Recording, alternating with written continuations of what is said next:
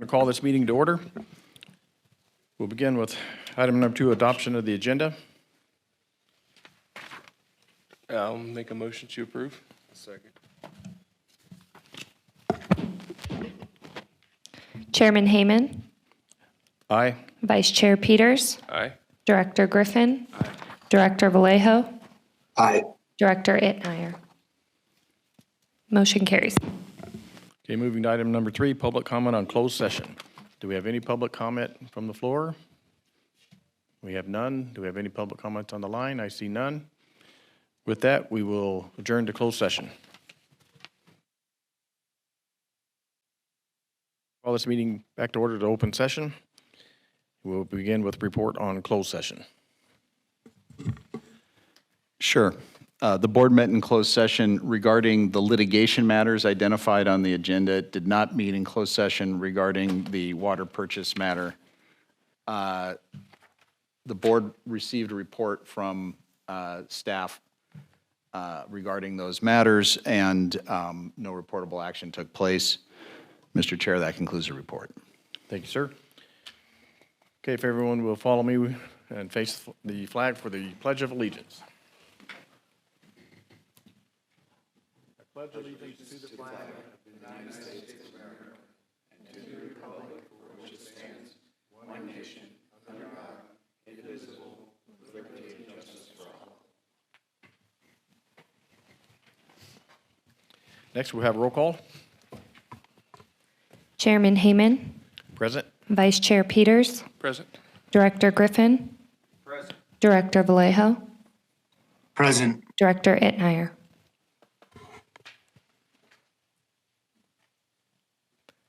Director Itmeyer.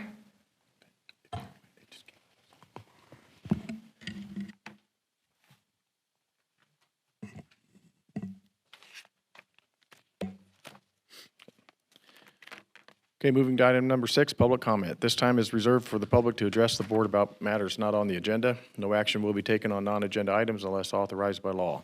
Comments are limited to 3 minutes per person. Do we have any public comment from the floor?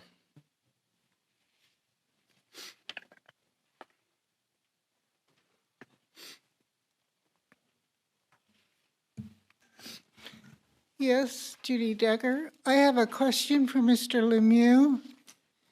It is my understanding that the new revisions to the Brown Act require public presence of board members after only a very limited amount of absences where they call in by phone. Is that correct? Yes and no. There are new teleconferencing rules, and some of the new rules require that if people are teleconferencing for purposes of medical emergency. However, the existing rules that allow ongoing teleconferencing still exist. Well, I bring it up because, with all due respect to San Bernardino County, we have never met Mr. Itmeyer in person. Thank you. Any other public comment from the floor? Any public comment from the phones? Okay, seeing none, we will move to item number 7, board member comments. Do we have any? Commander, go ahead. Mr. Chairman, thanks. I just wanted to announce that the Navy is now accepting projects for consideration for the COSO funds. Like those be, I think Gene Moran's already been working on for a little while, but I'd like to have those submitted to me by the next board meeting so that we can consider them for FY24 funding. Very good. Thank you, sir. Any board comments? I just have one quick comment I'd like to make. I received a letter from our general manager that was sent out for a press release on board letterhead. And I just would like to, I don't see it anywhere on the agenda to discuss that, but I would like to make a statement that I don't think a letter should be sent on letterhead if it's not approved by the board. My name was on that letter, and I did not support the letter that was written. So I just wanted public knowledge and get your guys' opinion and see what you thought on that. Maybe at a later date, if we could add it to an agenda. Was this a letter recently sent out, or we haven't? It was the press release on 560. Okay. Any other board comments? Hey, this is Tim Itnyer from San Bernardino County. I'm on the line now. Sorry, I had a little bit of a technical issue switching from closed to open. Thank you, Director Etnier, and we can hear you loud and clear. Thank you. Okay, moving on to item number 8, consent agenda. This will consist of items 8A, approve minutes of the board meeting June 14th of 2023, and items 8B, approve expenditures of B1, 2, 3, 4, and 5. Does any member of the board wish to have any item removed? Seeing none, any member of the public wish to have an item removed? Seeing none, we'll bring it back to the board for approval. I'll make a motion to approve the consent agenda. I'll second that motion, but I did have a question. Was this invoice from Garrison needed to be added to this, or is it included? That was in our Oh, package? I think it was just in your side It was just in there pocket. from last time? Okay. Yes, yeah. Perfect. If you leave it in the side pocket, I don't touch it. Okay. Thank you. Chairman Hayman, Aye. Vice Chair Peters, Aye. Director Itnier, Aye. Director Griffin, Aye. Director Vallejo. Aye. Motion carries. Okay, moving on to item number 9, review of proposed communication and engagement work plan. Thank you, Mr. Chairman. So in your packet, there is a staff report on the Communication and Engagement Plan Work Plan. And you will also see in your packet a copy of the PAC's recommended updates to our existing Communications and Engagement Plan, as well as the draft work plan. So as you recall, we've had discussions at the last meeting or two with regard to the recommendations that the PAC has made. Basically, last year they took a look at our existing communications and engagement plan, and they provided some enhancements and updates to it with a new focus on our implementation of the GSP as opposed to planning, which was, I think, what the original plan was geared towards, the development of our plan. So they had put together some really good suggestions for updates to the plan. And so we had some discussion at the board level with regard to implementing some of those recommendations. And so I've taken a very careful look at what they put together. And if you'll take a look at the work plan that's in your packet, basically, the PAC did a nice job of structuring what the updates should look like, what the plan should look like. They talked about what the outcomes of our C&E plan are to maximize public awareness, knowledge, and engagement, to increase credibility and public trust. And ultimately, we want full base and sustainability through the implementation of our plan. They've listed several engagement tools, including an updated website, integrated projects and management action schedule with a budget. It's an item that they've asked to see for a while. They talk about brochures, fact sheets, other written materials that can be used as handouts, educational videos, infographics, surveys, and they also talk about a variety of methods for communications, including regular meetings, potentially held in the evening, our website, social media, workshops, email, other forms of communication such as newsletters, press releases, public notices, the use of committees and postings.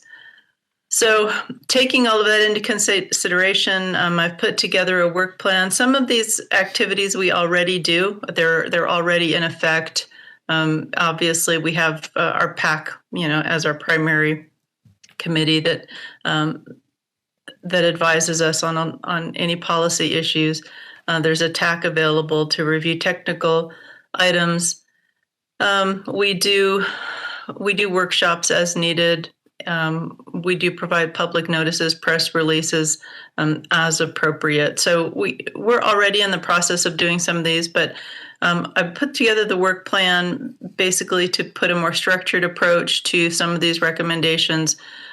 And I made some recommendations in terms of how we might implement it. There's a suggested work plan for the balance of this year, 2023. We are on a calendar year budget, so I was looking at what available funds we had approved in the budget for this year, and I've applied those to the activities. Essentially, also looking at continuing the efforts into next year, calendar year 2024. Recommendations for this year, I think the first priority would be to develop a new website. We've already been looking into that. We want one that's a little more user-friendly, easier to navigate, and basically contains a broader amount of information, because we really want the information out there to help the public learn more about groundwater sustainability and our plans. And along with that, we would develop a series of fact sheets and frequently asked questions, and these could be available not only on the website, but as handouts or flyers. We want to create an electronic newsletter, which summarizes the actions and activities of our monthly board meetings. This could be done either monthly or quarterly, whatever would be most appropriate in terms of what we have to report. We would initiate some public meetings and workshops on some timely topics. We're going to have some coming up, working through our contractors on our upcoming important pipeline development projects. So we're going to see some of those, and you could determine whether you want board involvement or just have the consultants do those. But public workshops would be another aspect of this. And then also we would begin work on the development of the master project schedule. This is a pretty detailed activity, and I'm not sure that we would actually get it completed this year, but we might carry that one on to next year. And then into 2024, we would look at completing that project, holding additional public meetings and workshops as appropriate on our key projects as our projects are developing. We would maybe explore the use of social media on a very limited, non-interactive basis. I know we had a lot of conversation on that in the past. Consider the development of informational videos, which might be really helpful in supporting our GSP implementation efforts, maybe having some informational videos available.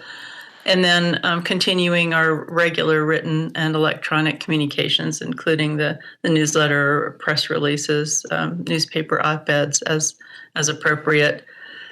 Also wanted to point out, as you compare what's in the work plan, perhaps to what's in the PAC's recommendations, there were a couple of items that I did not specifically include in the work plan. I did not address the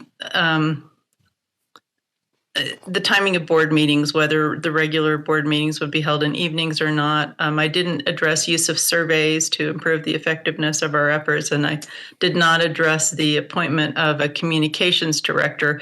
All of these were specifically identified in the PAC's recommendations. The board meeting timing is clearly it's a policy decision for the board to determine based on your availability and other considerations.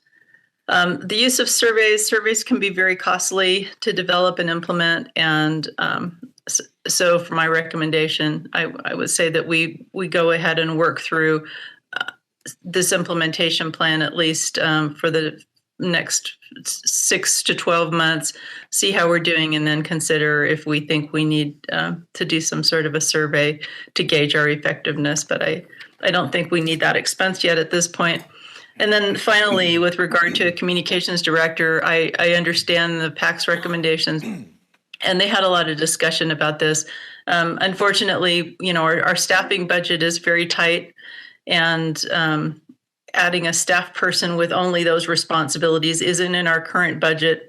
If it was something that the board really wanted us to consider, we could look at it for next calendar year. But for right now, I think we can accommodate what's in this work plan with our existing staff, and with possibly some additional RGS staff just as needed, but within the scope of our approved budget. So there's also a couple of tables just with schedules for implementing these activities, and this is for your review and discussion.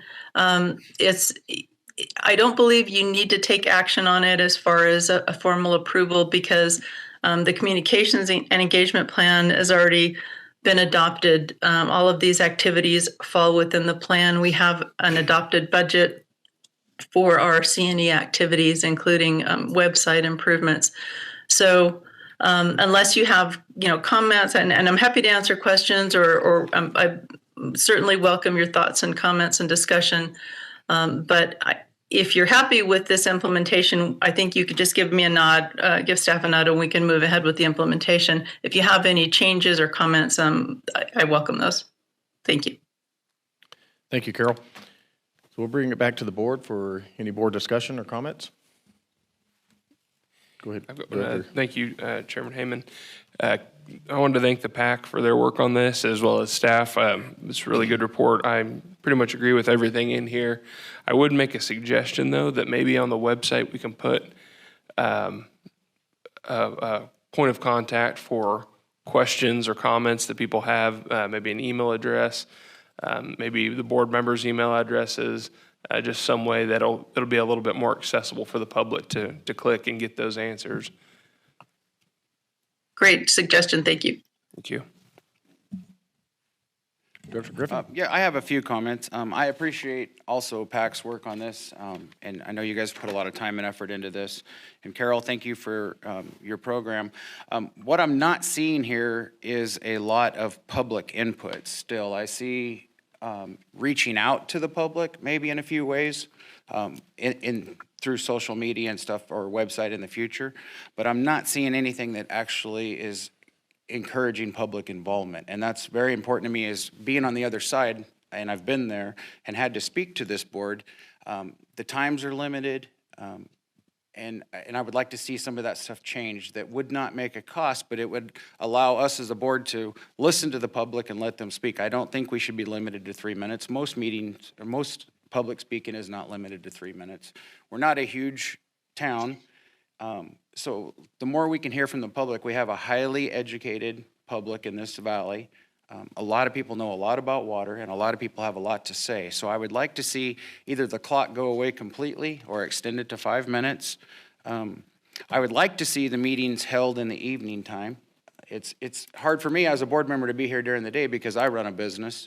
And other board members I know run businesses, but the public is what is important. And if we're allowing call-ins, it doesn't matter if it's at an evening time as far as other counties, but our citizens need to be allowed to speak and have the ability to be here without taking time off from their work or vacation days to come and listen to a meeting.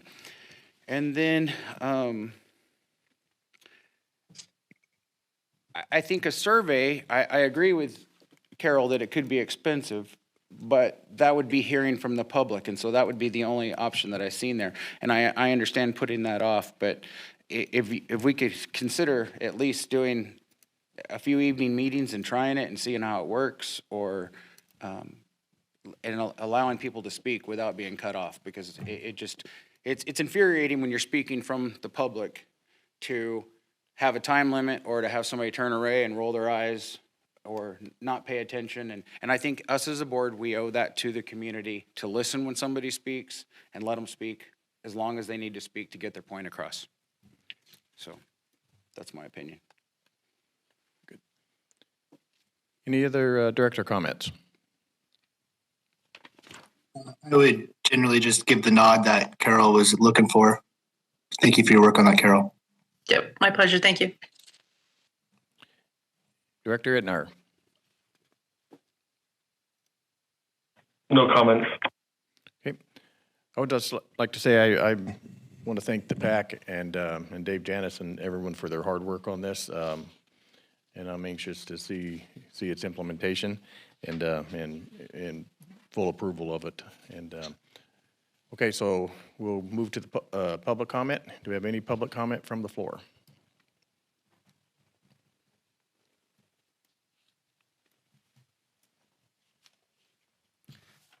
Judy Decker, PAC representative for the Eastern Kern County Resource Conservation District.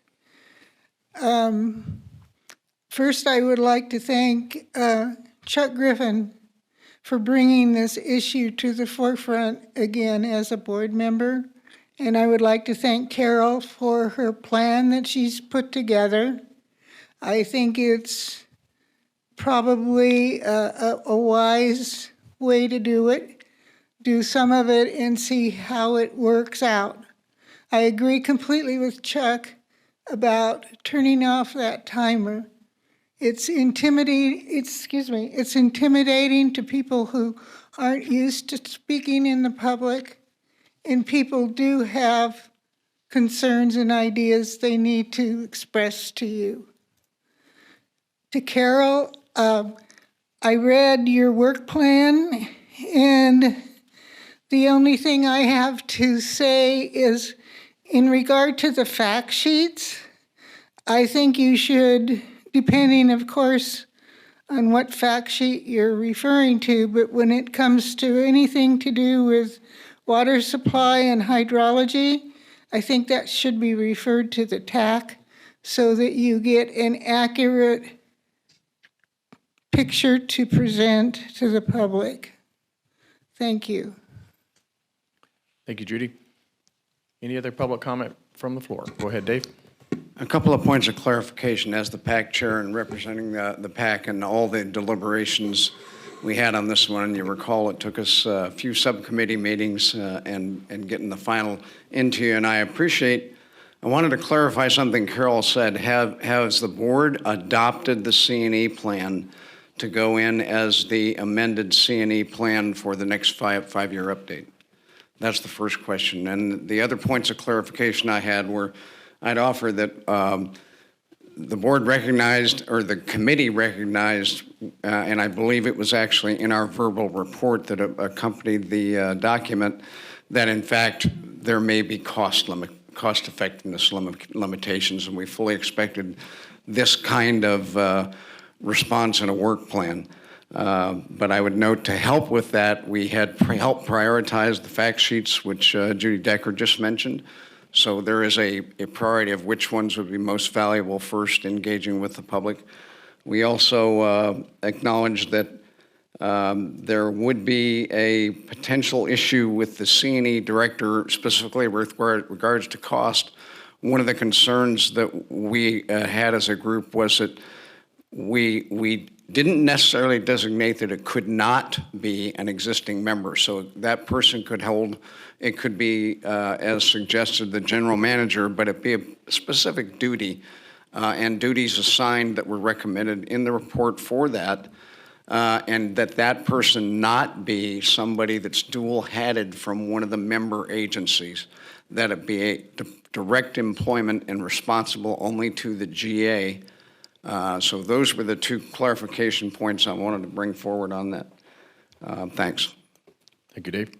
And we would appreciate any clarification on that statement that it is being adopted and going to go in, subject to subsequent things that may happen over the before the 5-year plan is put in, but as the board accepted it as the plan.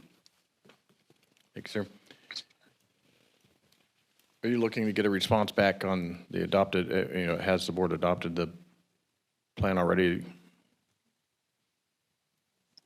I mean, I was under the impression that we had approved.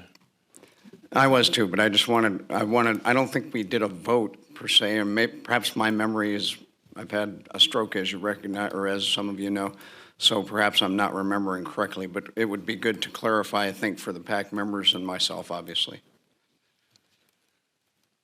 And the pub.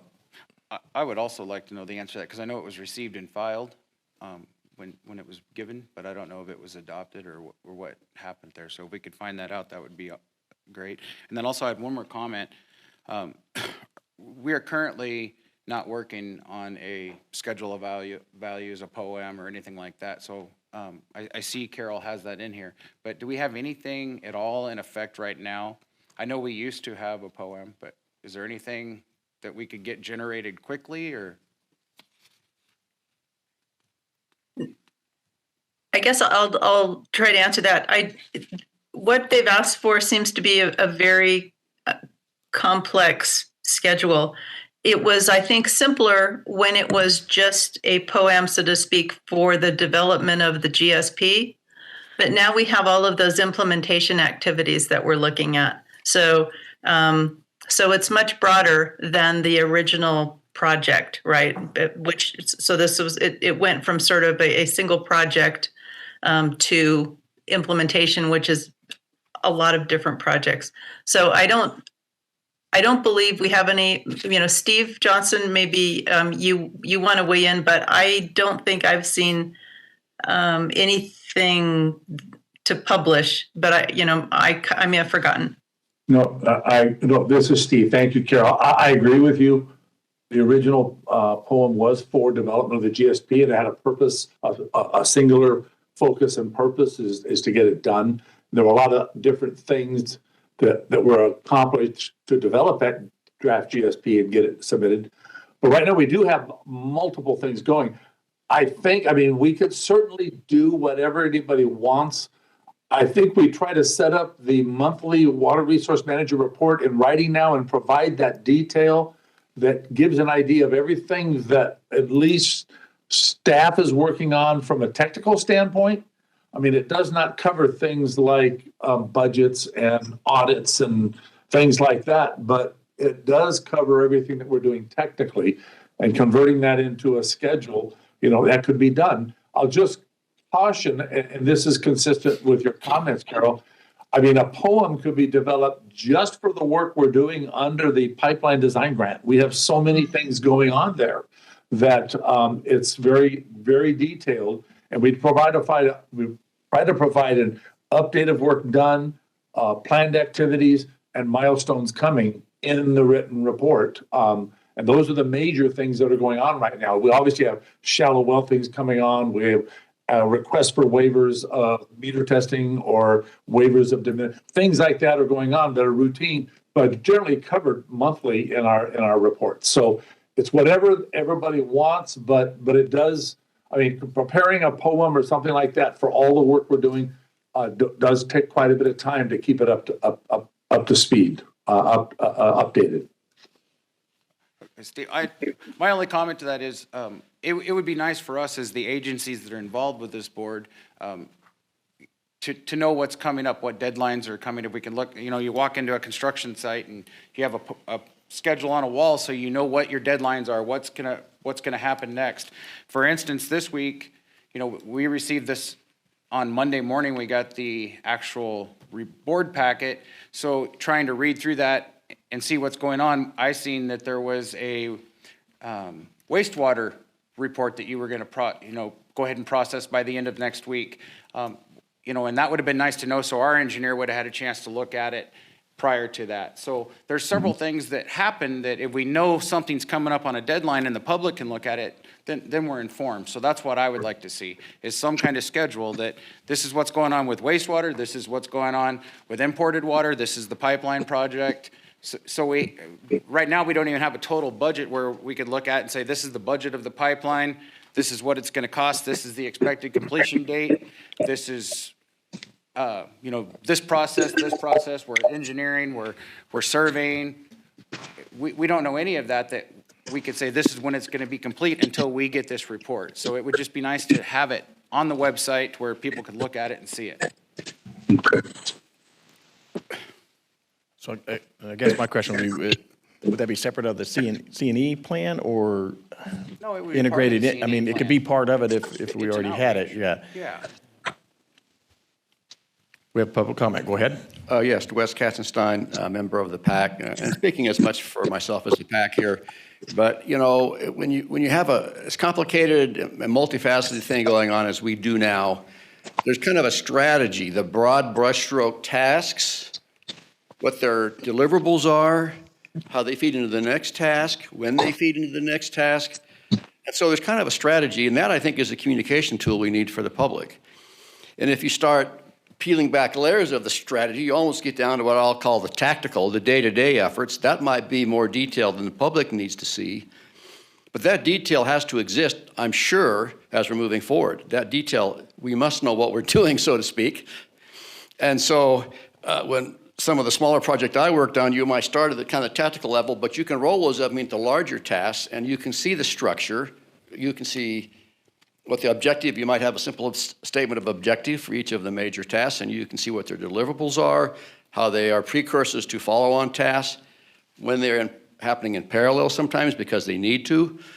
And so from a communication point of view, I think that's at the highest level what we need. And if anybody wants to peel down into it and look at the greater detail, that detail must exist somewhere within what we're doing here. So that's kind of why I felt it was so important as a communication item to have that at least higher level, what we used to call a POAM, to show those interrelationships. Thank you. Thank you, Wes. Dave, go ahead. Yeah, what West is referring to is for clarification, is a discussion we had inside the PAC and inside the subcommittee, which we were both on, and then inside the PAC as a whole. And I think we had part of it in here during the report out of the committee, was we didn't use the POAM word for a reason. We didn't want it to be some of the end item definition of POAM that people have come to expect during that time frame about 4 or 5 years ago. And that level of detail, but it was the next level above that. It was an integrated master schedule and a plan that links the budget and the due dates and the interconnections. And it's just exactly what Wes described. So there's a reason why that POAM, 4-letter word, which sometimes they can become because they can become expensive as the project itself that they manage if you don't watch it, was not used. But getting that integrated picture that West mentioned is what we were after. And the GA provided a draft top-level master schedule, which was good as one of the first items earlier or late last year, and we expected an update to another level below that. That is what we haven't received, and that would be a good start. It's nowhere near a POAM, but it would get us down the next levels for the strategic understanding of the interlinks and for public communication and understanding of all of us. And so clearly, and I think what I've noticed is that the water resource managers' reports have gone specifically that way verbally and described those actions with regards to the management actions and projects. And that was a key piece of what we talked about in the integrated master schedule. But they don't have they're not a visual depiction the way we've come to view a schedule and a POAM, just because we've been immersed in that before. And that general schedule that Carol provided early on is kind of the format that the public and we are used to seeing, and the next level or two below that is what we're aiming for.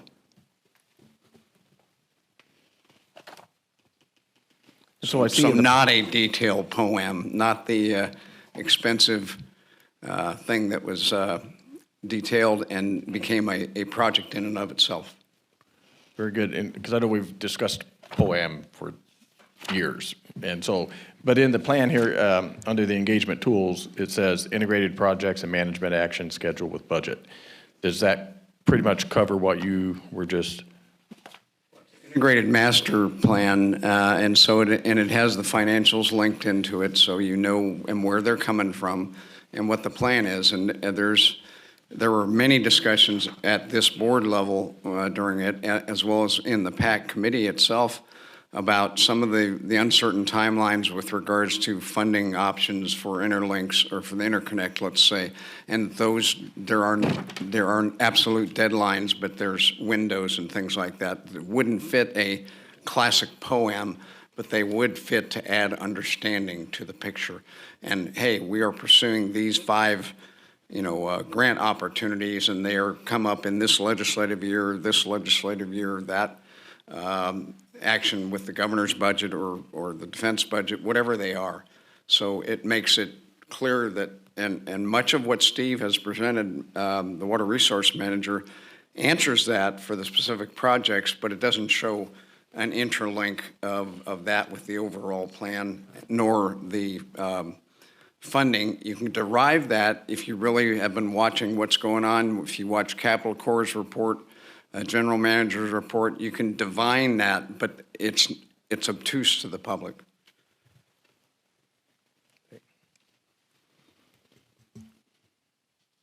Any other public comment from the floor? I see we do have a comment online, so we'll move to the phones. Caller, go ahead. Hello, this is Renee West. I have some questions and then a couple short comments. I wanted to know who would be writing the fact sheets and the FAQs. I think there's very knowledgeable people on the TAC and the PAC that would be good at assisting in writing those fact sheets, but I wanted to know what the general manager had in mind of who would write those fact sheets, and then also writing the newsletter, who would write those. And I'm all for the newsletter. I think it's a great idea. My other question is, well, it's not a question, it's a fact. The appendices that were supposed to be written, A and B, in the communications engagement plan, they don't exist yet.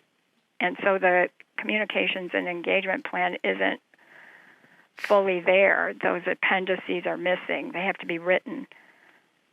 And I think they're important to have because eventually, whether you have the general manager acting as a communications director or you bring in someone from the outside to be a communications director, they need to have those appendices, A and B. My other comments are social media. I want to emphasize what Carol said. It has to be done on a limited basis. It's just one-way communication just to get information out from the GA, and that it's perfectly normal to piggyback off of other government agencies to use their social media sites to just get one-way information out, so that would not be a burden on the groundwater authority to have to keep up a social media site and suffer all the negative consequences from it. The other thing I think that you need to prioritize now what you can do without a communications director, and I assume that would be the fact sheets, the newsletter, and maybe the website update. And then my last comment is I am against giving endless time for members of the public to comment, because there are people in this community, and it happened 2 meetings ago at the GA meeting where someone came and ranted and raved and made threats, and people don't attend the GA meeting to be subjected to that. And I am not for giving endless 5 minutes to the public, each member to comment, because you don't know what they're going to say and then cause all kinds of communication hostility. Those are my comments. Thank you. Thank you, Renee. Carol, in regards to Renee's question on the who writes the fact sheets, did you have any comment on that? Sure. Yeah, Renee, I'll just give you a quick answer to some of those. In terms of the newsletters, that would just be staff, probably primarily myself with help from April. We don't have a lot of folks working on our team here. And so she and I, especially April, she does the brunt of the work for the organization. But I would guess I would do probably most of it with help from April. We do have some resources additionally available through our organization, RGS, and we'll pull on them as we need to. But we're careful about staying within our budget.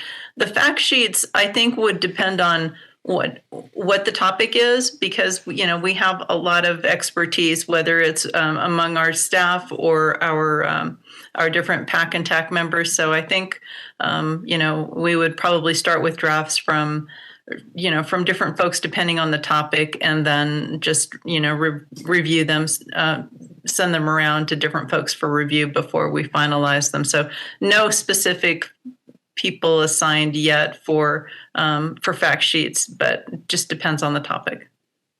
Great, thank you. Any other public comment on the phones? Okay, seeing none.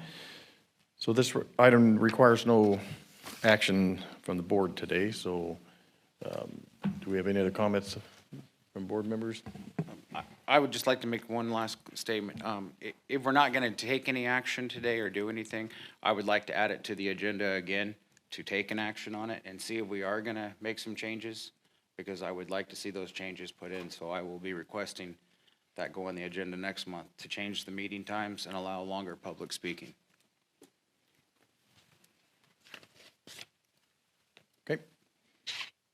With that, we will now move on to item number 10. Approval of the Memorandum of Understanding between IWVGA. Well, Mr. Chair, sorry, it's John Vallejo. Before we move on, in order to not leave staff in limbo on whether this should be agendized or not, I think it'd probably be appropriate to see if anybody else, or if a majority of the board agreed with adding that to the agenda. And if a majority doesn't, then staff will have clear direction one way or the other. Thank you. Thank you, Director Vallejo. Okay, so I'll bring back to the board. Do any other directors wish to have this item agendized?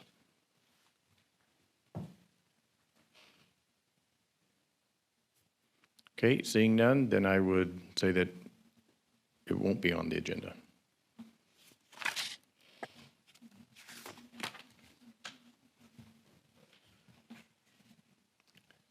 Okay, again, now we will move on to item number 10, approval of Memorandum of Understanding between the IWVGA, Bureau of Land Management, and Provost and Pritchard Consulting Group for preparation of an environmental assessment for the imported water pipeline project.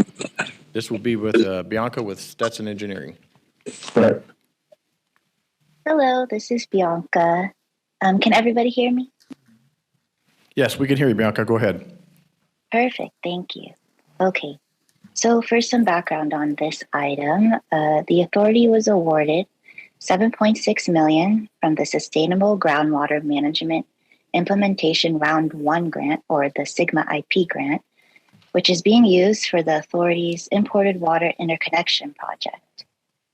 At the February 8th board meeting, the award of contracts for design, environmental compliance, and right-of-way consulting services were authorized for the project, including a contract with Provost and Pritchard for the environmental compliance consulting services. A portion of the project is on BLM land, the Bureau of Land Management, and the BLM is the federal lead agency for the project's National Environmental Policy Act, or NEPA, documentation. The BLM has determined that an environmental assessment of the project is required for NEPA compliance. Preparation of the environmental assessment is included in Provost and Pritchard's scope that was authorized by the board at the February 8th meeting, and it is covered by the SIGMA IP grant. On April 12th, the board approved execution of a reimbursement agreement with the BLM to provide cost reimbursement of BLM's project-related costs, including costs to ensure that the environmental assessment meets the requirements of NEPA. The BLM also requires a three-party agreement, which is between the BLM as the lead agency for NEPA compliance, the Groundwater Authority as the project proponent, and Provost and Pritchard as the NEPA compliance consultant. The agreement is in regards to the procedures to be followed and the conditions to be adhered to in preparation of the environmental assessment, which includes that the Groundwater Authority can comment on the technical and economic feasibility of the alternatives to the project, review and comment on the environmental effects analysis or impact conclusions during public comment periods, and it acknowledges that the Groundwater Authority is financially responsible for preparation of the environmental assessment. The BLM will have final authority over the scope and content of the environmental assessment, facilitate completion of the environmental assessment within schedule, and determine the adequacy of the environmental assessment. The three-party agreement has been reviewed by the authority's legal counsel and Provost and Pritchard and is included in your board package. Therefore, staff recommends the board authorize the general manager to sign the memorandum of understanding of the three-party agreement. Thank you, and I'm open to any questions. Thank you, Bianca. So we'll bring it back to the board for any board comments.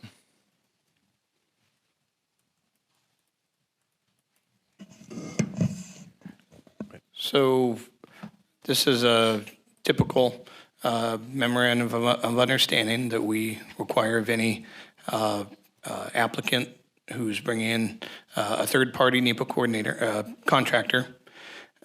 This one is slightly different in that we did modify the contents of the agreement because Provost and Pritchard is the designer who works for you and the NEPA contractor whose role is basically to work as an extension of the BLM. And one of the things that we did ask Provost and Pritchard, and they were okay with it, is to basically submit a statement of no conflict of interest between those two roles to make sure that they're not advocating inappropriately because we need to work through the NEPA process so that if there are any issues that the BLM needs to make the public aware of, that they're not hidden as a matter of conflict. So that's the only thing that is different with this agreement than agreements that we typically do with other organizations. So just wanted to point that out. Thank you. Any comments from the board? Okay, hearing none, we'll bring it back to the public. Any public comments from the floor? Seeing none, any public comments from the phones? No public comments from the phone, so we'll bring it back to the board for a motion. I'll make a motion to approve. I'll second.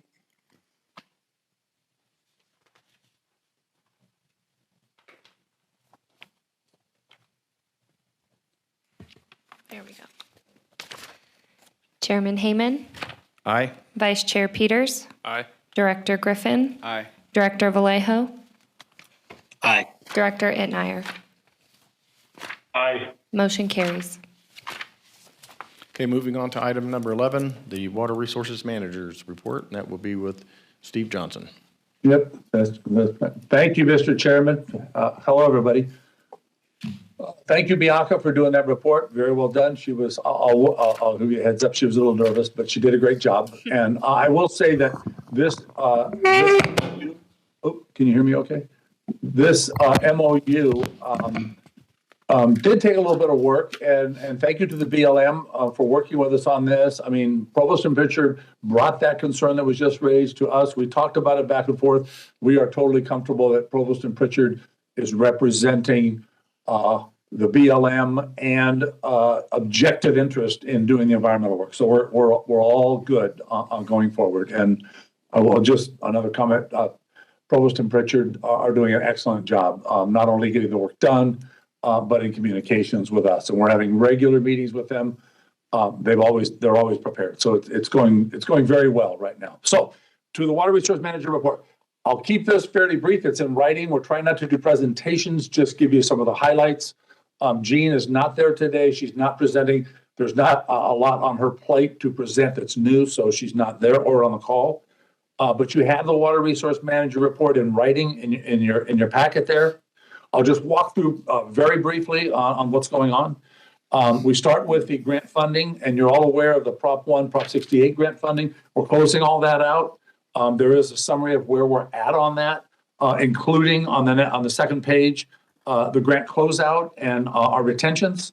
I I will note that the next item is the Sigma implementation round 1 update. That's the work we're doing on the pipeline design. For all of those grants that are in place right now, we are right now looking at about almost $30,000 of approved invoices that we're just waiting for the money from DWR. And there's roughly $1 million that are under DWR review. Some of it has already gone through one round of DWR review staff review. They've asked for some minor changes or some clarifications. We've provided those.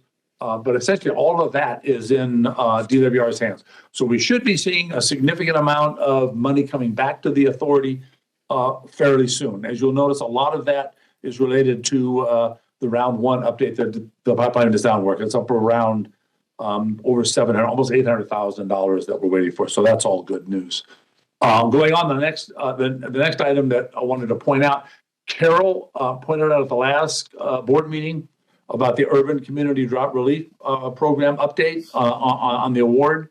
A little over $3.3 million was awarded to the authority related to consolidation of water systems. It's a great award. It gives us a lot of flexibility, basically to look at things like impacted shallow wells. It was always in those reviews that we would look at potential consolidation with other systems. Now there's some funding for that. And we've mentioned this before, but certainly coordination, there is and will be coordination with the water district on any consolidations that might involve the water district or existing consolidations they're looking at that we might be able to jump in and help with and possibly provide some funding. So that's going forward. We're finishing, just as an update, we're finishing up the agreements. There is some agreement language that needs to be clarified. Important parts of it relate to local cost sharing and looking for the waiver for local cost sharing. We expect to get a waiver so that there will be no local cost share to get this money. We're working on that. For the GSP implementation, this is for these projects. There is a list of each one of the consultant contracts that we're working on. At the end of each one, we include next steps and next milestones.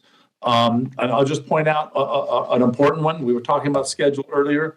On page 3, the next steps under the first milestone, preliminary design report on the pipeline design due by the end of this month. So PMP is working on that. So there's a deliverable we're looking at. There's other deliverables as you move on. We do list the environmental work that's being done and the right-of-way work that's being done. Also listing next steps, milestones, and next steps and milestones. So it's there. If anybody has any questions about this, certainly let us know. We certainly get all the information we can. We've reported in the past about Corps of Engineers coming in to help on this project and on getting the Groundwater Authority imported water supply. We're working through different work tasks for the Corps. There's a meeting scheduled coming up. I believe it's either later this week or first part of next week of coordination. We've gotten communication back from the Corps, basically a matrix of the types of projects they would be interested in providing technical support on. This is very similar to a grant. It's not money, but it's in-kind services. It's things that we can get them to do it. We certainly don't have to spend money on it. So it's very similar to a grant.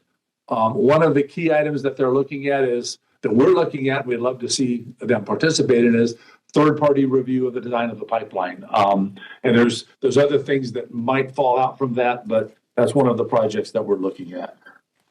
So they got the shallow well mitigation program, Stark Street. This was approved in coordination with them on a reimbursement. So we're moving forward on coordination with those folks working on their well replacement. So that's going on. Under the miscellaneous items, it's all there. Updates on our data, Gene's data collection, the GSP model configuration management plan, and the subsurface flow from Rose Valley and the COSO project. The one Monterey well that we were drilling out there, that Gene was reporting on, it's been completed. She's preparing the final well completion report now. They started, on the second well that's been funded. Hit rock at refusal, tried for a while, but about 10 feet got refusal. They are working now on a second location. And there are certain technical folks, including people on the TAC, that are getting regular updates on Gene's work out in the field.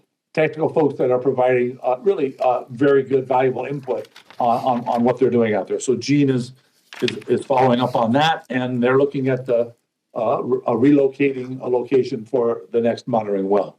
Finally, just a quick report. You all know that LADWP is releasing water out of the aqueduct. Along with the water district, we've been following what's going on. I've been providing updates to certain technical people that have expressed interest in regular updates, which is great. Just as a basic update, there's a northern Indian Wells Valley stream channels that's getting some of the water. That's kind of going right into the basin. So far, there's been about 1,000 acre-feet discharged there. And then there's the El Paso subbasin where there's a discharge that basically is diverted toward the El Paso basin. There's about 8,000 acre-feet there. So a total of about 9,000 acre-feet have been released into our general, or at least our GSP boundary basin. We have a monitoring plan in place. We have not yet seen a reaction anywhere in our monitoring plan, our monitoring program, monitoring wells, water level changes that we can at least associate with this release. We will continue monitoring. We will continue documenting what we find. And as soon as we have more information, we'll bring it back to you. But we'll also continue monitoring the releases and let you know when they stop. They're likely to stop sometime, but there's a lot of water still coming down the LA Aqueduct. With that, we'll be happy to answer any questions that you might have. Thank you, Steve. We'll bring it back to the board for any comments or questions for Steve. Steve, I have a question. If we go to the recycled water program, I mentioned it earlier. The Bureau of Rec, we submitted that report. I know on March 8th we approved that. And I see here that you got a response back from them on June 8th. And then I seen that you're also going to send a response back to the Bureau of Rec this week. Is there a chance that the district engineer could look at that also? Because I feel we're working hand in hand on this reclamation on the recycled water. And I would like our engineering firm to have a chance to look at that also. And then for further clarification on that, speaking of the recycled water, I've had several phone calls that a luncheon, it was mentioned that there was not a customer for recycled water. So I want to make it clear that the district is very interested in the recycled water and working with the Groundwater Authority, the City of Ridgecrest, and the recycled water program. Last one first, we're aware of that. So we're on board. If somebody asks us, we'll let them know. We know that's true. We're also looking at a injection program, which involves everybody in the basin. So last one first, fully aware of that. No problem. I'll talk to Jeff Helsley. We actually talked about this. The responses we got from, comments we got from the Bureau on the feasibility study were mostly just clarification. There was no real substantive comments on the body of it, but there's no problem. I'll talk to you. We'll send those over to Dawn and your team, and give you guys a chance to review what the responses, the draft responses look like, and make sure that's it. We'll do that right away. Perfect. Thank you. You bet. Steve, this is Jeff. Yes. Krieger and Stewart, the water just. We lost you, Jeff. I think we lost everybody. Yeah, I think so.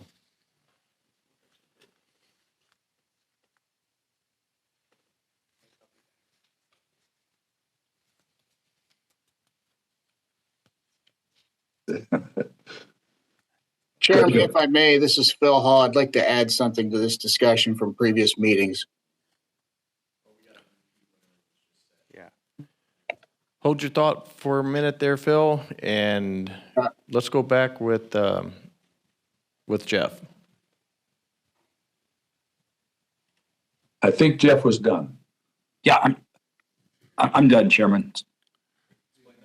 Yeah, we didn't hear it. Jeff, we did not hear the last part of your conversation, so if you could kind of back up and give us a repeat on it, that'd be great. Okay, you didn't get the gist of my comment. Krieger and Stewart had already contacted us on Monday asking if they could review it before we sent it in. And we told them we would get it to them. So we will do that before we submit it. Thank you. Very good. Thank you, Jeff. Yep. Okay, we'll go back to Phil Hall. Go ahead. Chairman and board members, if everybody may recall, we had a public meeting and discussion a couple times on this issue.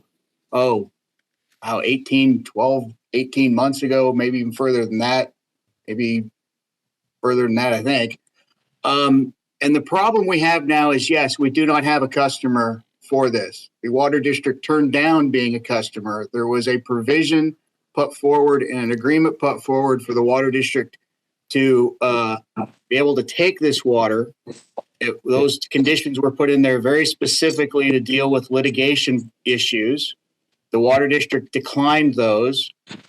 We now have litigation against the GA, which specifically states that the water district cannot be the primary customer of this, and that we can't give them any more of a chance at this water than we could Mojave or Cyril's.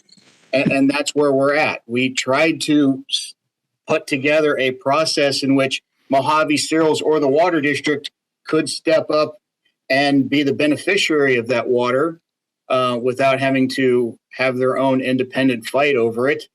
But nobody was willing to accept the conditions we had to place on that because of the litigation. So we right now have litigation filed against us, which asserts that we're giving that water to the water district, even though we obviously haven't, based on Director Griffith's comments. And we do not have any agreement with anybody.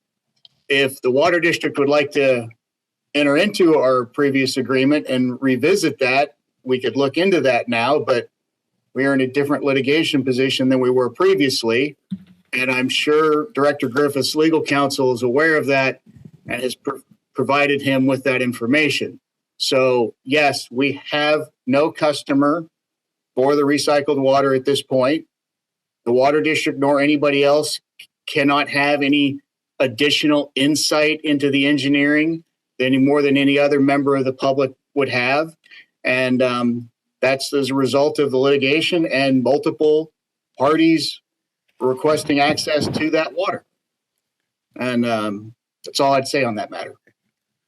I would like to comment that I disagree with Mr. Hall's statement. The Water District has shown interest completely. We did not agree to a stipulation that was written by the Groundwater Authority. There was things in that letter that we did, or in that agreement that we did not agree to. The Water District has been working with the Groundwater Authority for the past 8 months, I know, for sure, and with Stetson Engineering on the engineering with Krieger and Stewart, and Stetson would, verify that. So we are very interested in the recycled water. So that's my statement. And we have been working hand in hand with the Groundwater Authority and Stetson Engineering on the recycled water plan. If I can respond again, maybe I'm not being clear. Mojave Pistachio has claimed that water is as much theirs as it is the water district's, Chuck. And without you entering into an agreement with us, we can't provide you as a customer. And we can't provide you any additional insight or anything other than anybody else would generally have. You're on our board and you do get some insight that way, but as a customer for that recycled water, you're not able to have that. We have litigation against us, which specifically says that they're entitled to it as much, if not more than you are. And if Mojave Pistachio would like to build a 10, 15 mile purple pipe line from that plant out to its trees, and it needs a water source, we have no real reason or ability to turn that down just to provide it to the water district who hasn't entered into an agreement with us over it. The agreement was drafted very specifically to deal with the litigation at that point. There are conditions in it, and I think you should talk to your legal counsel about if you want to be a customer and you want to step up and have that water now and be a full participant and calculate that into your water needs. I think you need to consider what the litigation is and how we get around, how we deal with those issues of the litigation. Thank you, Phil. Thank you, Phil, for clarifying that. So, do we have any other comments from the board? Okay, we'll bring it to the floor for any public comments from the floor. Okay, seeing none, we'll move to the phone lines. We do have a caller. Caller, go ahead. Hello, this is Renee West. I just have a question for the Water Resource Manager. In your opinion, long term, from your past experience, when we get, wet years in California, how long does it take to see any kind of groundwater movement or change in a region? Like you said there were 9,000 acre feet released by LADWP. How long would it take? Would it take 6 months to observe any changes in the well levels or water levels, the basin levels? Thank you, Renee. This is Steve. Renee, it's actually a very good question of which I don't have a specific answer. I can tell you that this happened several years ago, and thousands of acres feet were also released. We didn't have nearly. We weren't around at that time. We had just come on board afterward. But then there was not a monitoring well network in place like we have now. But the reports that we've got from that release was they were never able to actually see a reaction to any of the wells that they monitors to see where that water went. So that was a concern going in to this. Regardless, with the uniqueness of this year's event, we felt, and so did DWR, Water District 2, we all felt that it was appropriate to try and gather as much technical information as we can about this release and what surface water releases and percolation programs, what they actually do in the basin at different locations. I would say that we've got, as I think everybody knows, we've got pretty well documented water in storage down deep that is very, very old, which means it's taken a long time to get there, and it's been there quite a long time.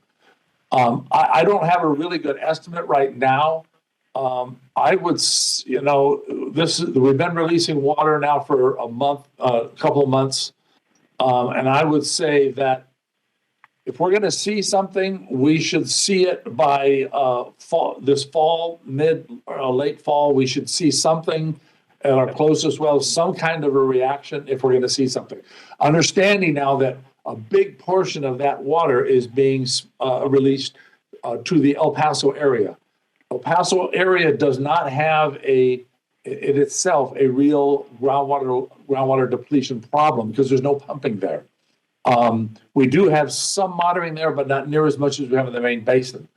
So it'll be interesting to see. And as soon as we do see something or don't, after a certain amount of time, we will bring it to the board, to the TAC first.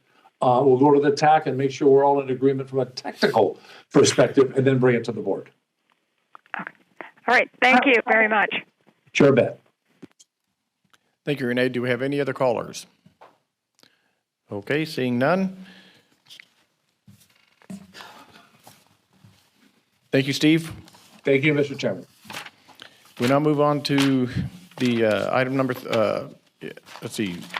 item number 12, General Manager's Report with Carol. Thank you, Mr. Chairman.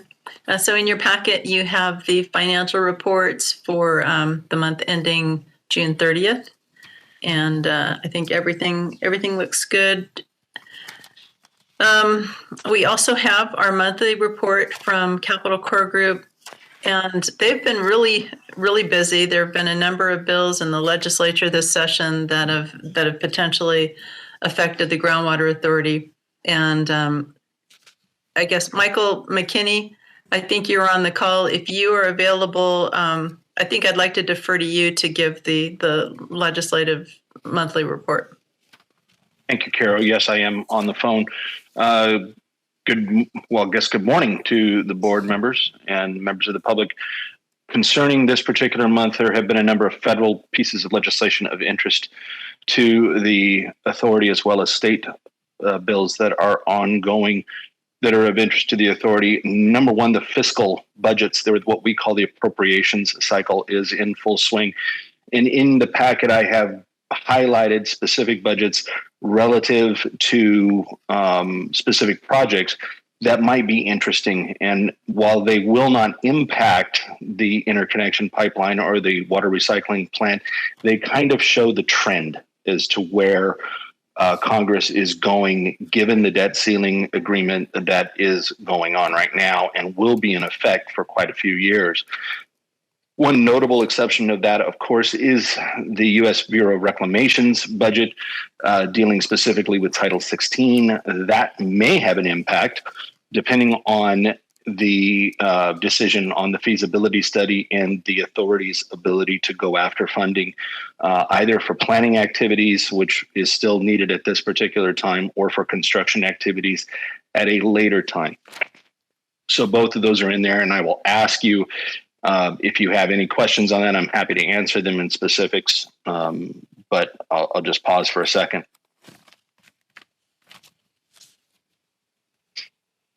Also, in your packet, there is a summary of the state budget and the state budget impact and what happened in Sacramento this particular fiscal year. As you can see, there were fairly dramatic reductions in areas that do impact the groundwater authority, as well as the counties and the water district, et cetera. So there were pretty significant reductions in those particular areas and allocations that may impact us in future years. But we did not have any specific legislatively directed funding at this particular point. We had recommended against it and did not pursue any. And specific with regard to specific legislation, AB 444, the California Defense Community Infrastructure Act, that would have an impact both on the wastewater treatment plant and potentially on the water recycling plant. That bill did pass by unanimous consent in the Senate Committee on Governance and Finance and is now sitting on the suspense file in the Senate Appropriations Committee. That is its last fiscal committee before it heads to the Senate floor, and then more likely over to the governor's office for either signed into law or a veto. We are going to be working with the governor's office on this particular piece of legislation. We feel that it sets up a good program which we can take advantage of in future years. In addition, you have two groundwater adjudication bills, AB 560 and AB 779. Both of those bills have now passed out of both the Natural Resources and Water Committee, as well as the Committee on the Judiciary. They're pending in the Senate Appropriations Committee, and then over to the Senate floor for disposal and action. Lastly, I am happy to report that AB 1205, which would have impacted the water purchase for the authority, has been amended to the point that we have withdrawn our opposition. The bill is now pending on the Senate floor. That'll conclude my report unless you have any questions. Thanks, Michael. So I think that's our report, Mr. Chairman. Thank you, Carol. Thank you, Mike. Do we have any questions or comments from the board? Okay.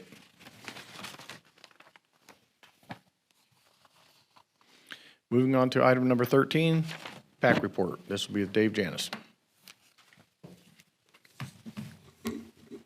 Thank you, Mr. Chairman. We had an interesting PAC meeting. This is a 3-hour meeting, and I'll summarize the first item, which was roughly 2 hours, just short of 2 hours of it, at a little bit more length than normal or useful or usual for us, just to make sure that we've got a clear picture. So the task was to review the ad hoc subcommittee recommendation that the committee had formed regarding the fair and reasonable expectations for documentation on the demonstration of well maintenance under the shallow well mitigation program, and develop the full PAC recommendation that we would deliver. And so I'll summarize that and then talk about some of the implication and discussion. The key answer was down in the middle of that ad hoc committee report, Well maintenance is really not an issue if the cause of the well failure is determined to be the lowering of groundwater levels or the decline in water quality. The life of a well is determined largely by the material of the well casing and the depth of the well below the water table.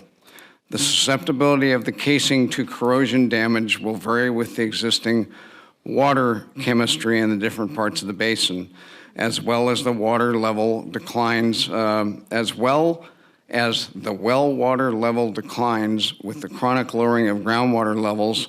The well will ultimately fail when the pump intake is in the perforated zone of the well or is above the water level.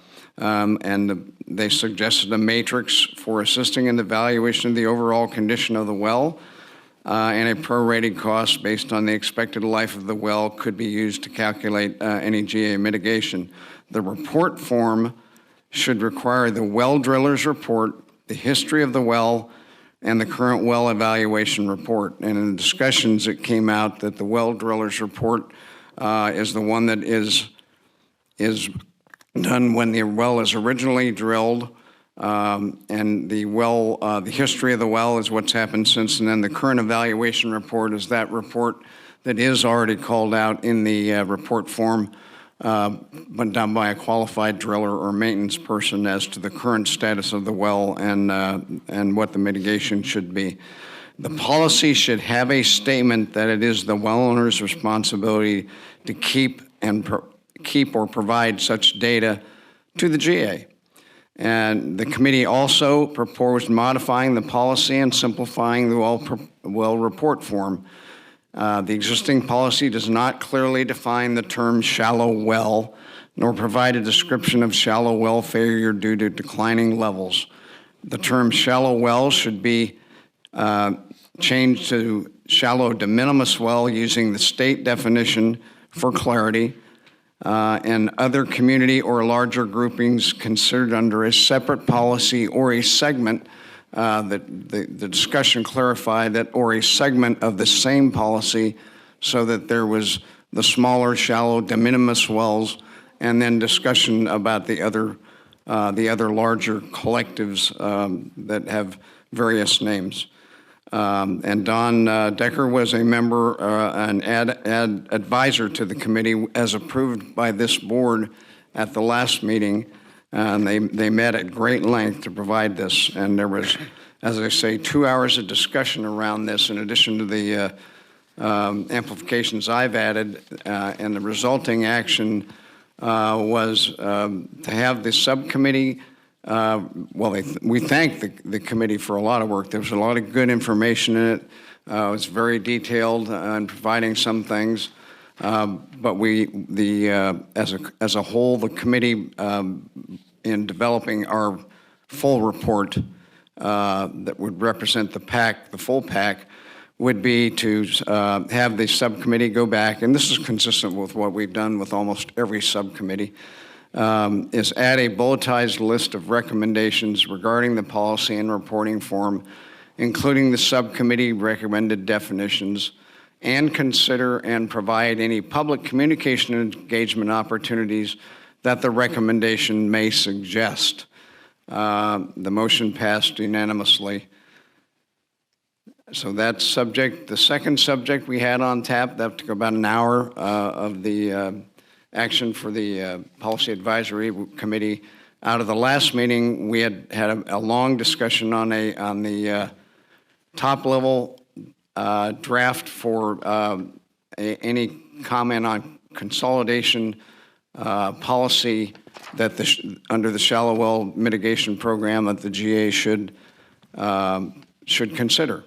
And we had agreed to a general top-level statement of support encouraging the GA consideration of proactive consolidations where feasible and cost-effective under state grants with potential modifiers. And the PAC chair was to provide using the discussions in that April meeting, provide that statement for approval at the this January or June PAC meeting. And the policy is there in bold in the report.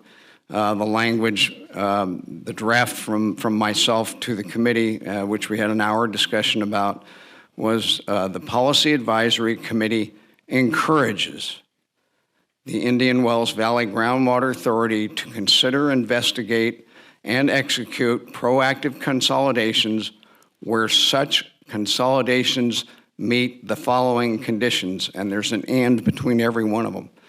So A, feasible and effective, and cost-effective under state grants, and most cost-effective for all stakeholders across the basin concerning the administration of the shallow well mitigation program. Again, we had a long conversation on this. I said it was about an hour, but it came down to roughly the same division that we had last time. And I will read this to make sure I capture a summary of that. One viewpoint noted that it was within the water district's purview and control consolidations, as they would be the implementing agency responsible for the execution of any consolidation, including potential large costs for replacing the infrastructure of remote water collectives if they were the ones subject to it. Therefore, it was not within the proper scope or authority of the GA to adopt this top-level policy, and the PAC should absolutely not be considering it. The other viewpoint noted that under SGMA, the GA is the responsible agency for sustainability in the basin and accountable for the mitigation of adverse consequences, declining water levels or water quality in the basin until the basin is brought into sustainability. The Water District is a member of the GA, one of 5 members of the JPA, and would be heavily involved in investigating and analyzing any proposed consolidation for cost effectiveness. The State Water Resources Control Board is encouraging consolidations and offering comprehensive grant opportunities that can fully mitigate the potential costs to all pumpers in the basin for those shallow well owners affected until the valley is brought into sustainability. And we had some good public comments, and I want to bring them forward. And Ron Kaczynski talked about generally, again, there was some concern over terms and definition of terms. There are generally 2 types of mitigation required under SGMA, declining water level and declining quality, and 3 types of wells, de minimis, co-ops, and mutuals. He did not think the GA is responsible for mitigating larger mutuals or systems, and I'll come back to that. He noted extreme costs that could be expected for larger water systems. Don Decker stated that whenever consolidations are undertaken that may potentially increase water usage overall in the basin, including new growth considerations, and that should be considered. He also noted that there are large diameter small ag wells that could potentially qualify for the mitigation. And Wes Katzenstein, who is a member of the PAC but was calling in from outside and not a voting member officially under the new rules or the return to the old rules for Brown Act attendance of a committee, called in and stated essentially called in to clarify that the proposed statement focuses on cost effectiveness over the clear SGMA requirement to mitigate undesirable results. The committee clarified the GA, and in our opinion, the GA would still be responsible where a consolidation might be cost effective. And those 2 last comments from Ron and West brought forward, there was some disagreement and misunderstanding within the public and the PAC regarding the under SGMA. I'll say it this way. It is my understanding and the understanding of several other members of the PAC that under SGMA, the Groundwater Authority is accountable and responsible for any degradation due to the chronic lowering of a well in this valley. And that is any size, if it can be showed clearly that it was due to the declining water levels or water quality due to declining water levels in the valley. And so that was, both of those 2 last questions are tied to that.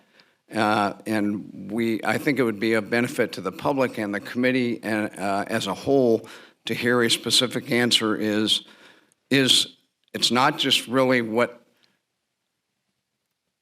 might be wells under 200 or 400 feet. It's any well in the valley that suffers and can be shown due to the chronic loss of water table is one that could be eligible or should be eligible for consideration of mitigation according to SGMA. And that concludes my report. Thank you, Dave. Any members or any comments from the board? I would just like to say I appreciate your guys' work on that and on the wells. I would like to see a cammering thing put into effect if you guys do come up with We had that discussion, and it probably will come out that there's some recommendation for that, and especially in the case of, we learned actually sort of during the meeting and then subsequent, that the initial well drillers report wasn't required by law before 1980, and it often is not in the county records, and therefore that may be the substitute to provide the data that it would have provided for homeowners or well owners that may have no way of having that because they aren't the original well owner. Okay. So, and there are other considerations. I mean, I summarized a 2-hour discussion here. Okay. Well, thank you for that. And then I'd like to state on the consolidation efforts, I believe it is under the jurisdiction of the Water District on consolidation. Any districts or small pumpers that were going to go to the Water District, there would be a cost. And I know we got the grant and that could be beneficial, but anybody that was applying would have to go to the district, and we would have to make sure it was feasible and that we could do it, because we couldn't put the cost onto other ratepayers to consolidate. So, and it wouldn't only be us that could affect, it could affect Inyokern Community Service District also. So there's a couple that it could affect. So I think either agency that was going to consolidate with another small district or small pumper, it would have to go through the district. That's my opinion. Okay, any other comments from the board? We'll bring it to the floor for public comment. Judy Decker. I was the chairman of the subcommittee that dealt with the shallow well issue, not the consolidation. And David neglected to say, he said it in a roundabout way, the written report that we presented is solely based on the de minimis user, the de minimis user who uses 2 acre-feet or less annually as defined by DWR. Over 90% of the wells in this valley are de minimis wells. So everything that we wrote in our report and that Don wrote in the technical part of the report, which David acknowledged, is based on the de minimis well user. And while we are requested to summarize a basically 3-page report, a 2-page report plus the technical part, I believe that you as the board should be presented what we presented to the PAC, because it will explain a lot to you. With regard to consolidation,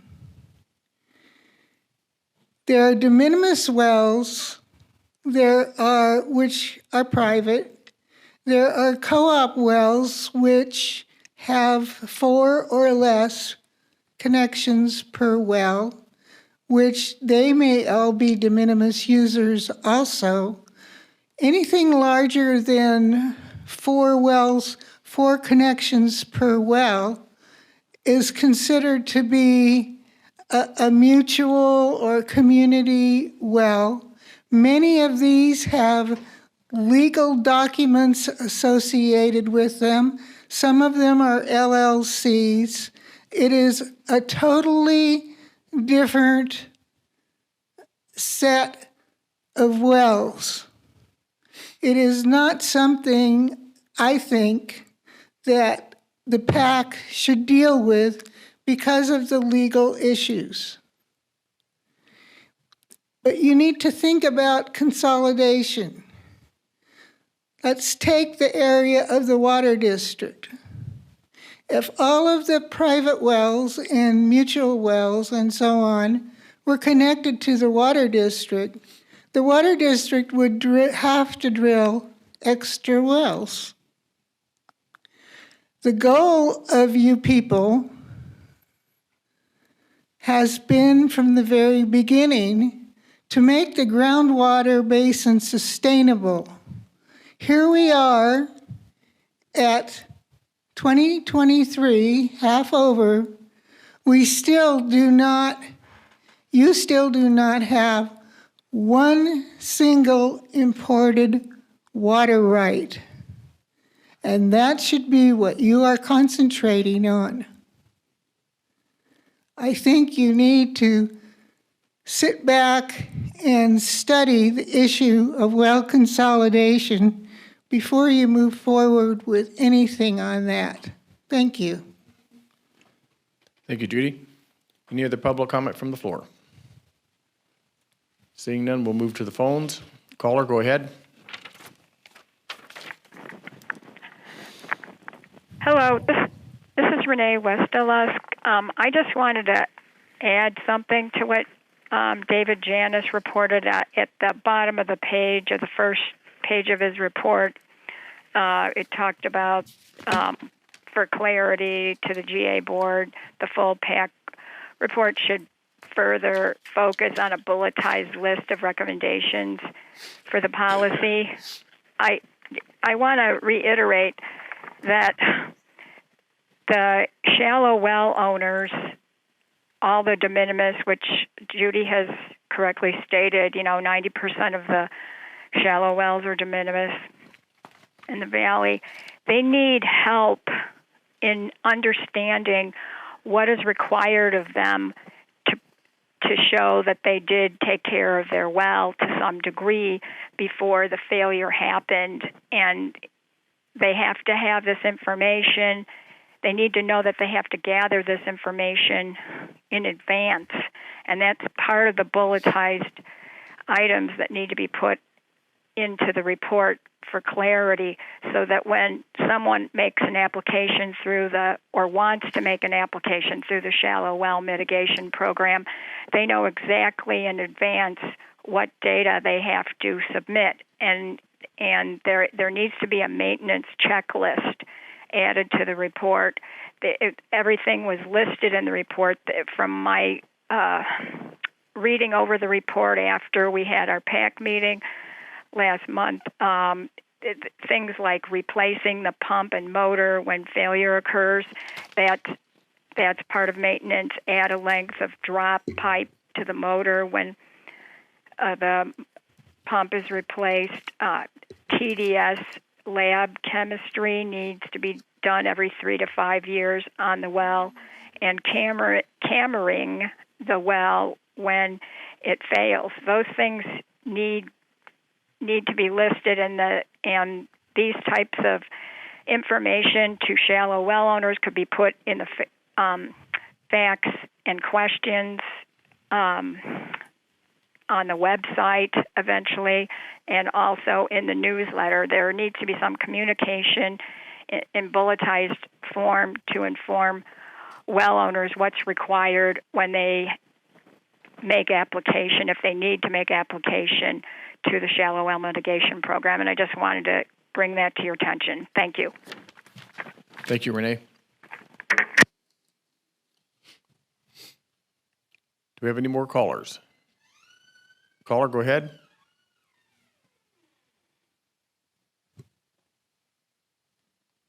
Caller, go ahead.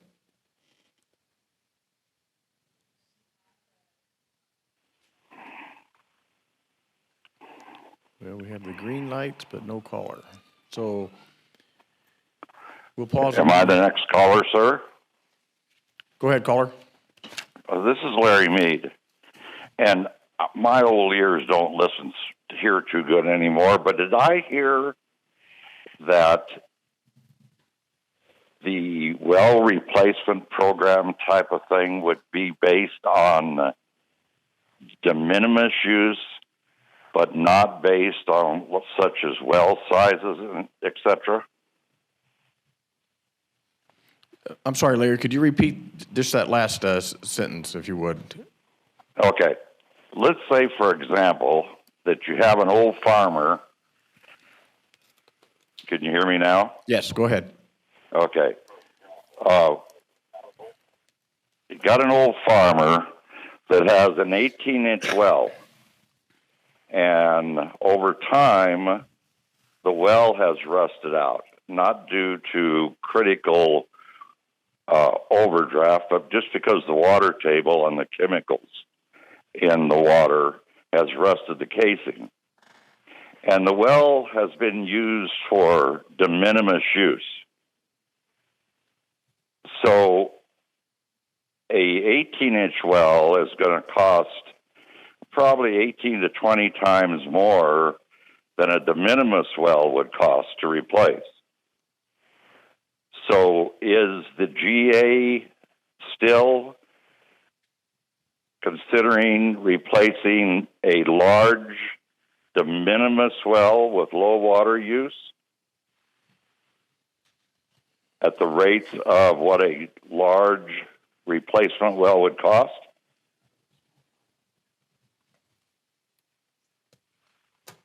Thank you.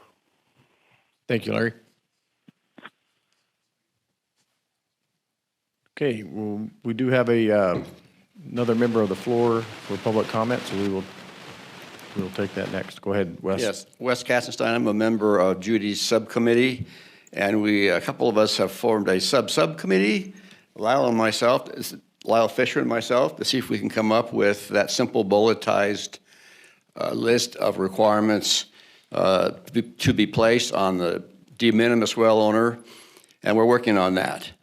And so there's a danger, not only are we having a PAC meeting here, we may be having a subcommittee meeting here. But in any event, just to let you know that's happening. Thank you. Thank you, Wes. Go ahead, Dave. Let me add a clarification to the tasking brought up by Judy's comment. The tasking was not to condense your 3-page report. It was to add the bulletized list and add the C&E consolidations. I don't believe the group wanted to eliminate any of the data that was provided in it. And so just wanted to get that clear, since sometimes the tasking to the subcommittees isn't exactly clear between the meetings. So the entire PAC committee lauded the information and the completeness with regards to the shallow well. Thank you for clarifying that, Judy. Absolutely, the shallow well definitions that wanted to apply, all that data is intended to be in there. It's just reorganize, revisit, and add that bulletized list. Thank you, Dave. Go ahead, Don. Don Decker, member of the TAC that participated in this report that you're discussing right now. The word maintenance, as is ordinarily used for wells, is not the correct, it's not the appropriate word, should say it that way, for describing things like replacement of a pump and motor and drop pipe and so forth. And it is confusing to anyone who reads the documents if you use that word maintenance. It's really just repair. Maintenance implies things like casing scrubbing and casing cleaning, chemical cleaning. That's maintenance. And it's not done on small wells. It's largely unnecessary, actually. So if there is some rewording of what we've done that wants to describe, what the well owner has done over the years as maintenance, I would object strongly. That is inappropriate. The technical part of the report that we put together, I largely wrote. The committee, had their suggestions, but most of what's there is mine, and if there are objections to what it has, I stand in the position of receiving the criticism. The so-called maintenance that you're talking about is described in my technical report. Thank you. Thank you, Don.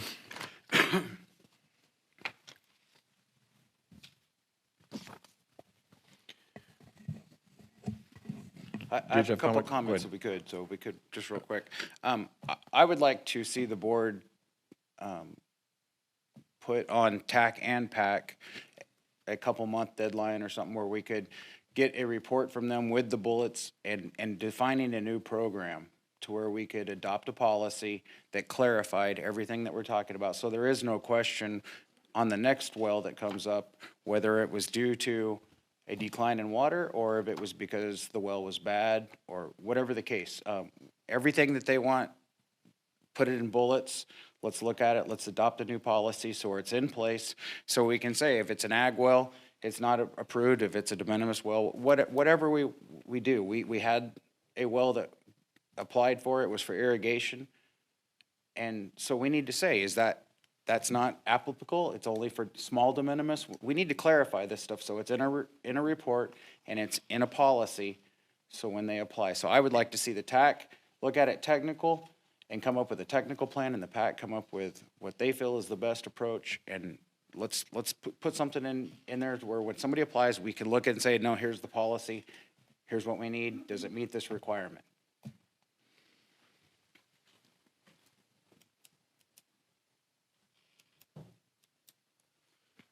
Chairman Heyman, if I may, this is Phil Hall. I think we should probably revisit some of our policy here because this policy has already been adopted. We already have funding for it, and we, for some reason, keep losing our eye on the ball here.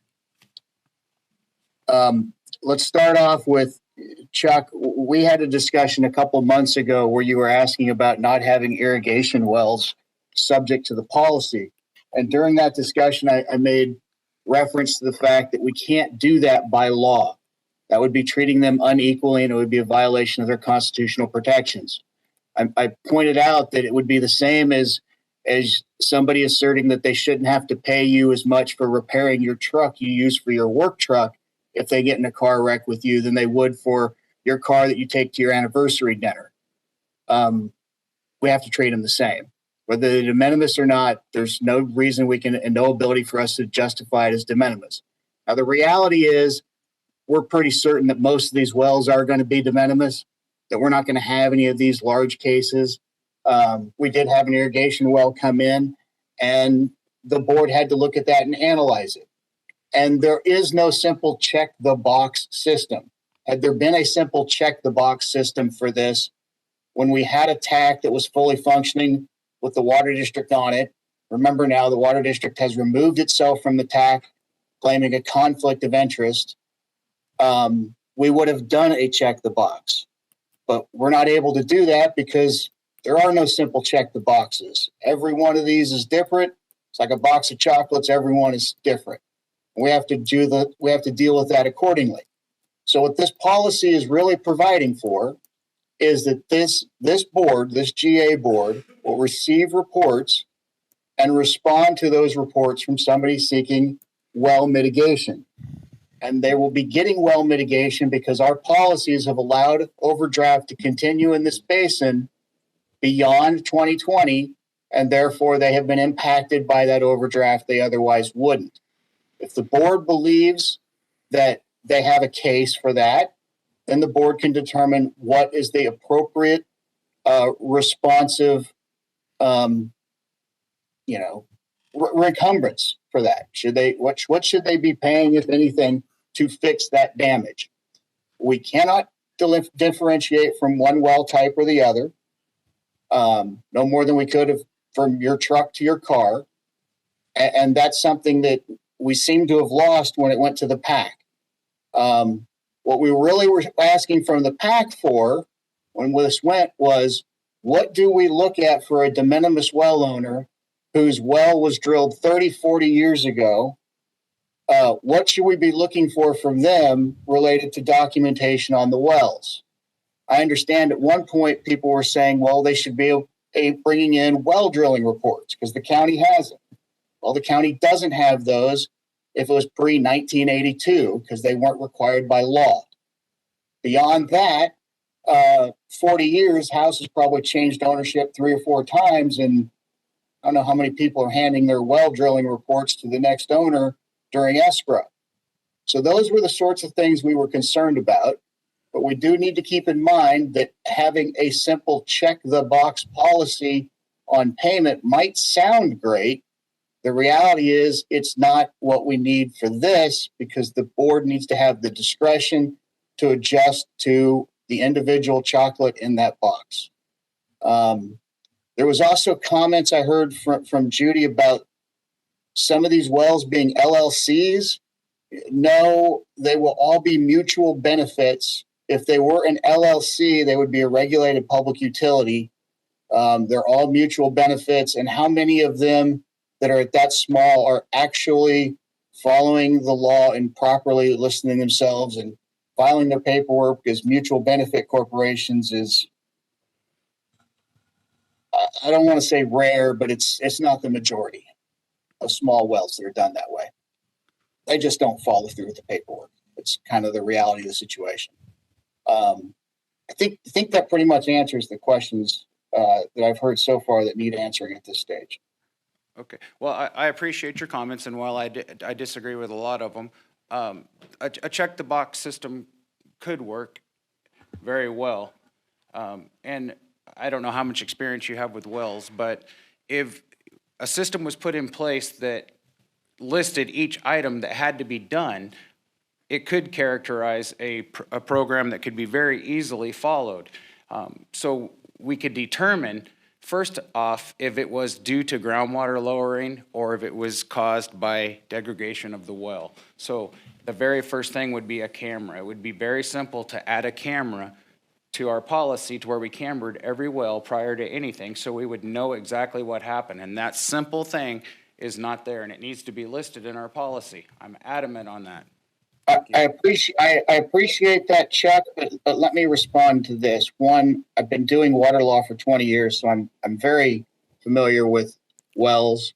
I do most of the permitting work for the county. I've been involved in well litigation. I'm pretty familiar with wells.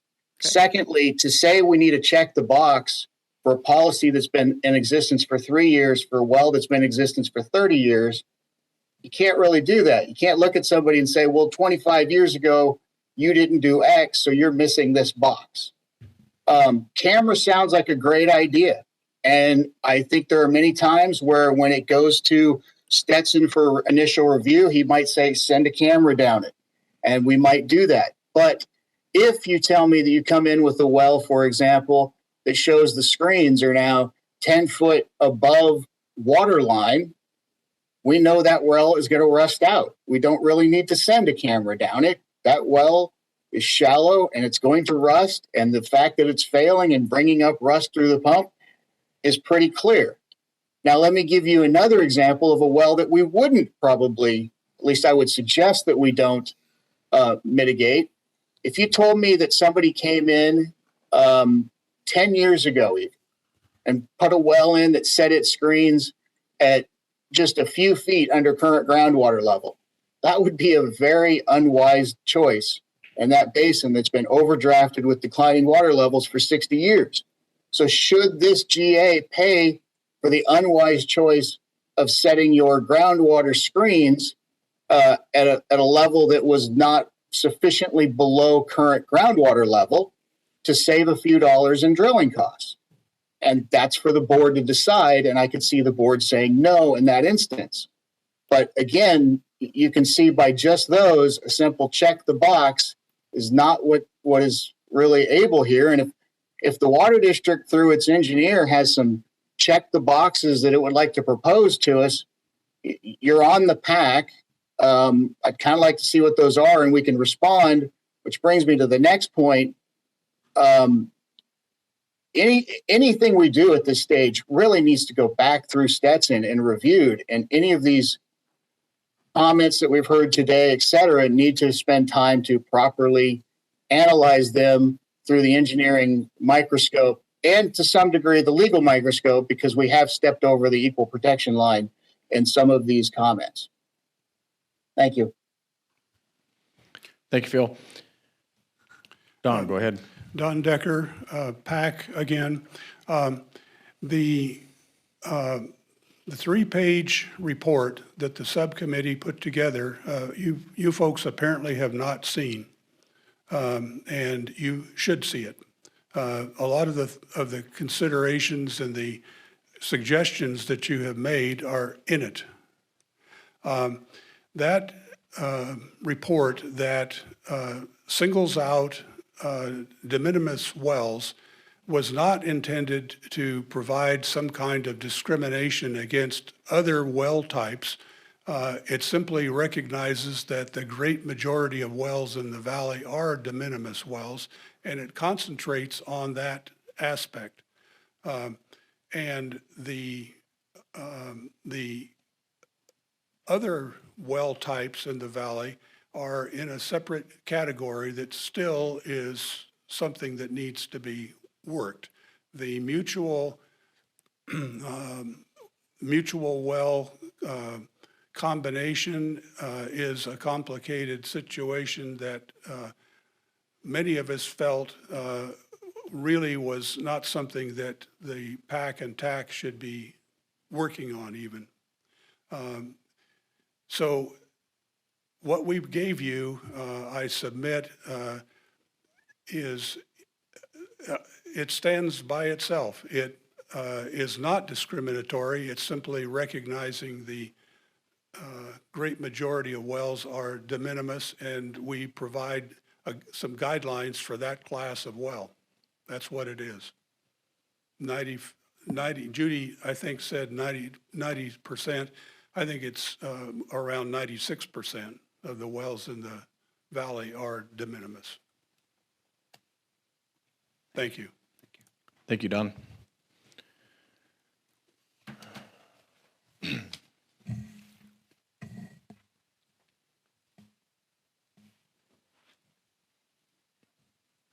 Judy Decker again. I have something to add to that. In the first few paragraphs of our document, we say, well failure due to the lowering of groundwater or the degradation in water quality. That's the first step. If a person's well fails because it gets rusty and the casing collapses, that's their problem. It's well failure due to the lowering of the groundwater or degradation in water quality, and it turns out they frequently go together. In our area, where we have a well, the water was dropping at a foot a year. It's now dropping at the rate of 1.5 to 2 feet a year. So think about it. In 10 years, at 2 feet a year, you have to add another section of drop pipe, a 20-foot section. Thank you, Judy. Joshua Nugent, Mojave Pistachios. I just wanted to say thank you to the PAC for a lot of hard work. Thank you to the Water District for a lot of their input and experience. I know especially on the TAC with Dawn. Qualified thank you to the GA for all the work they've done. And most importantly, I would like to say that there were several statements today made that on a legal and technical basis were incorrect. and Mojave Pistachios would like to reserve the right to respond to several of today's issues, either in writing or at a future meeting. Thank you. Thank you, Josh. Okay. Seeing no further public comment, I will bring it back to the board. Do any board directors wish to agendize any of the items that Director Griffin brought forward pertaining to the shallow well mitigation policy and changes in that policy?